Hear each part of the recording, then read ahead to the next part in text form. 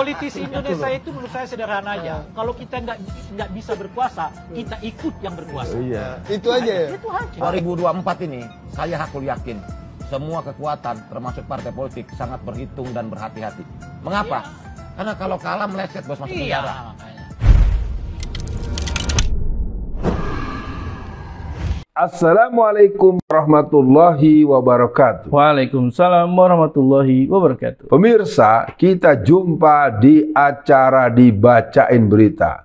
Beritanya akan dibacakan berikut ini. Silahkan. Iya, Bung Alfian. Alhamdulillah kita berjumpa kembali. Kali ini berita dari fifa.co.id, Bung Alfian. Diberitakan pada Selasa 25 Juli 2023. Judulnya, viral, Ketum Projo keceplosan. Kalau sampai kalah 2024 bisa masuk penjara semua. Wah, ini kacau nih. Video viral beredar menampilkan Budi Aris Setiadi yang saat ini menjabat sebagai Menteri Komunikasi dan Informatika atau Menkominfo keceplosan menyebut kalau kalah di 2024 bisa masuk penjara semua. Pernyataan itu adalah potongan video berdurasi 1,0 detik dalam sebuah talk show politik. Budi Ari juga dalam kapasitasnya sebagai Ketua Umum Relawan Pro Jokowi atau Projo. Wah, baru balas Budi nih. Dalam acara tersebut terlihat pembicara lainnya seperti Ray Rangkuti. Setelah Ray menyampaikan pandangannya, Budi Ari kemudian memberikan statementnya. Saya bilang, 2024 ini saya hakul yakin semua kekuatan termasuk partai politik sangat berhitung dan berhati-hati. Mengapa? Karena kalau kalah meleset bos. Kalau kalah masuk penjara itu masalahnya banyak kan semua lanjutannya lagi. Pemandu talk show hingga pemateri lainnya sempat memperjelas maksud dari Ari Budi tersebut. Menurutnya sebenarnya semua tahu maka tidak perlu pura-pura. Bagaimana respon awalnya Bung Alfian? Ini mumpung Bang Ray ngomong kali ini. Saya bilang 2024 ini saya hakul yakin semua kekuatan termasuk partai politik sangat berhitung dan berhati-hati. Mengapa? Karena kalau kalah meleset bos masuk penjara. Bismillahirrahmanirrahim. Kalau menurut saya ini adalah kalau dalam teori itu teori gunung es. Yeah. Jadi pernyataan seorang Budi Ari yang merupakan komandan relawan Projo yang sangat dikenal, tahu-tahu sekarang jadi menteri, itu kan kalau dalam bahasa saya apa dasar kualifikasinya. Nah ini mungkin juga terjadi pada jabatan-jabatan yang lain. Akhirnya sering kalau kata Rasulullah, janganlah berikan tugas amanat kepada yang bukan ahlinya. Nah ini mungkin kita tidak terlalu asik lah untuk menghubungkan itu karena ini urusannya terlalu memalukan. Kalimat itu merupakan bentuk kekhawatiran yang sangat bergetar di hati gitu. Iya. Ketakutan yang sangat sangat takut. Nah, untuk itu kepada seluruh masyarakat, mari kita dukung upaya perubahan. Perubahan untuk kita tetap menjadi negara Indonesia yang berdaulat.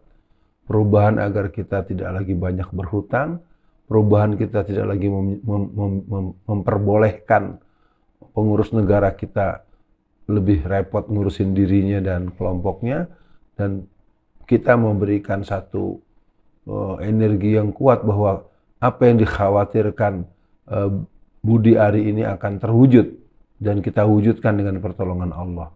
Jadi kata kuncinya, terima kasih Mas Budi Ari.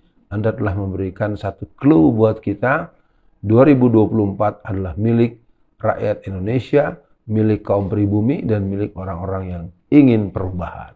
Iya, Bung Alfian. Memang kalau terlihat dari videonya Bung Alfian, Ketua Projo ini panik Bung Alfian. Ketika beliau habis nyebut itu, kemudian ditanya balik sama orang sekitarnya, kayak gelagapan gitu. Kayak, gue salah ngomong gak ini? Akhirnya dia kayak menyampaikan itu seolah-olah fakta, karena di berita disampaikan juga begini, semua partai politik ini kan bermasalah. 2024 ini semua partai politik pasti berhitung matang, nggak boleh kalau kalah masuk penjara, tegasnya, sembari mengaku kalau itu adalah fakta politik. Nah Bung Alfian, satu sisi saya melihat dia ini secara nggak langsung mengakui bahwa selama 10 tahun ke belakang banyak dosa yang dia lakukan, dan ini penyampaian ini berarti kan ada di alam bawah sadar dia, kalau nanti yang berkuasa adalah koalisi perubahan, dia akan dipenjara. Lah kalau menurut saya Bung Alfian, tergantung dosanya gitu.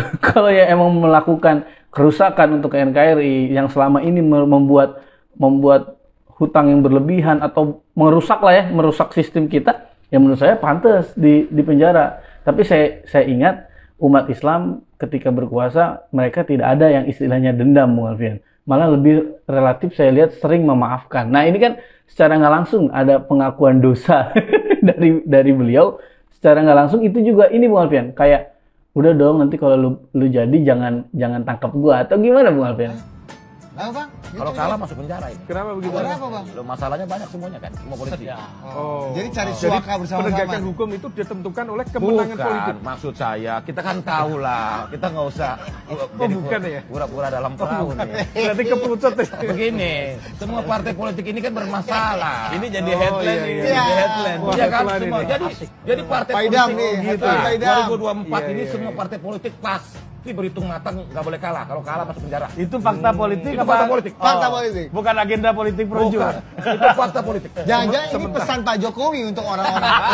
Ya, pertama begini Bung Kameramen, saya ingin membacanya begini. Ini adalah satu situasi di mana mereka sudah kehilangan kepercayaan.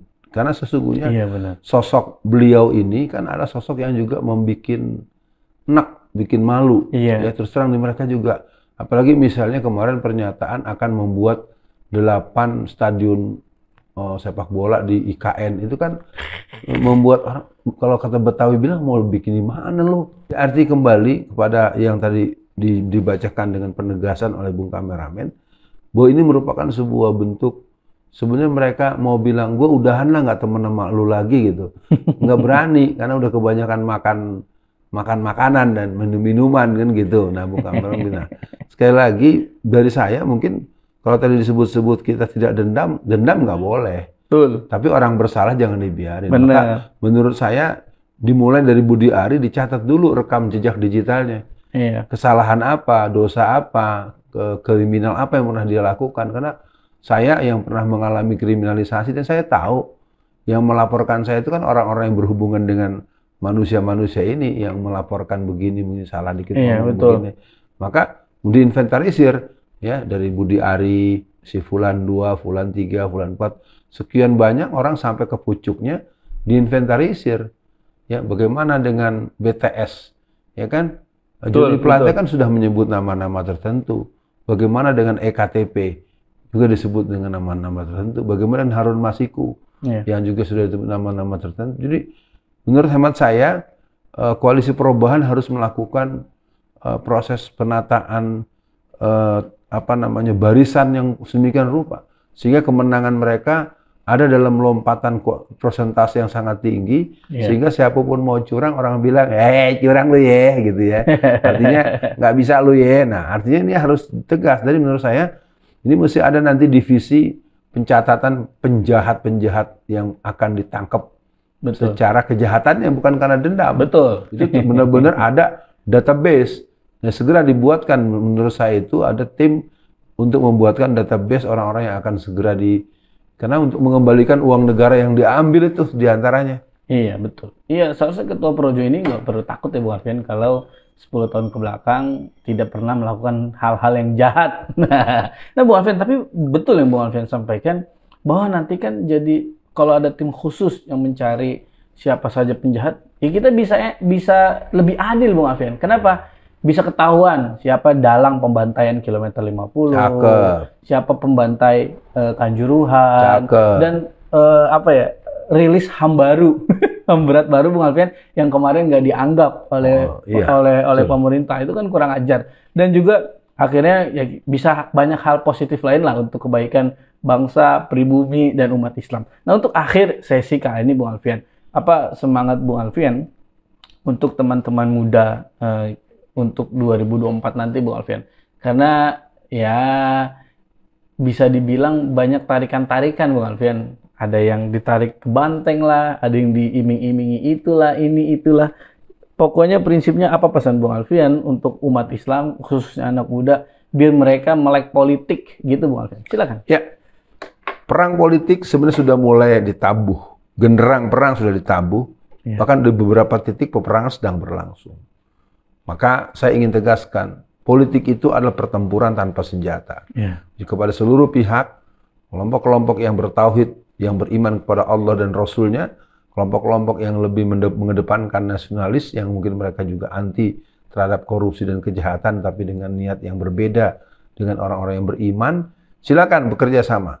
Karena ini fakta sejarah negeri kita, kaum muslimin yang berjiwa Islam, yang berpartai Islam, yang berhaluan Islam, biasanya akan mudah bekerja sama dengan kaum nasionalis yang mereka juga banyak yang beragama, baik agama Islam atau agama selain Islam.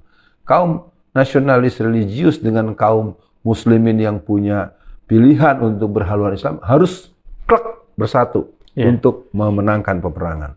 Yang kedua, untuk database. Database harus dibuat. Kepada tim intelijen baik di BIN maupun di BAIS, saya yakin di dalam itu masih banyak yang berjiwa patriot Pancasila dan ingat dengan Sabta Marga dan Sumpah Prajurit. Segera dirapikan database-nya.